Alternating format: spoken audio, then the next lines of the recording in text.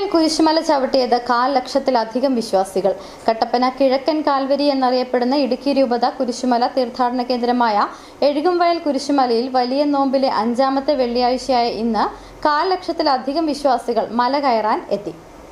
ഇന്നലെ അർദ്ധരാത്രി മുതൽ വിശ്വാസികൾ കുരിശുമലയിൽ എത്തിക്കൊണ്ടിരുന്നു. വിശ്വാസികളുടെ മലകയറ്റം വൈകിയും തുടർന്നു വരികയാണ്. കേരളത്തിന്റെ വിവിധ ഭാഗങ്ങളിൽ നിന്നും ചെറുവാഹനങ്ങളിലും ടൂറിസ്റ്റ് ബസ്സുകളിലും നൂറുകണക്കിന് വിശ്വാസികളാണ് ഇന്നെത്തിയത്.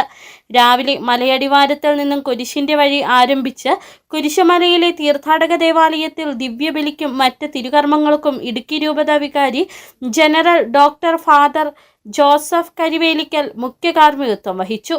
മുഴുവൻ വിശ്വാസികൾക്കും നേർച്ചക്കഞ്ഞിയും മരമുകളിൽ സജ്ജമാക്കിയിരുന്നു.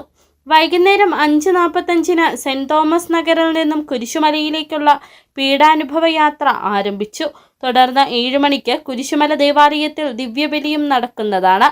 ഇന്ന് വൈകുന്നേരം 7 മണിക്ക് ഇടുക്കി രൂപത മെത്രാൻ അഭിവന്ദ്യ നെല്ലിക്കുന്ന് പിതാവിന്റെ നേതൃത്വത്തിൽ രൂപതയിലെ വൈദിക വിദ്യാർത്ഥികൾ കുരിശുമല ചവിട്ടി. അടുത്ത വെള്ളിയാഴ്ച 40ാം വെള്ളി ഇടുക്കി രൂപത മെത്രാൻ നയിക്കുന്ന കാൽനട കുരിശുമല തീർത്ഥാടനം ചെറുതോണിയിൽ നിന്നും ആരംഭിക്കും.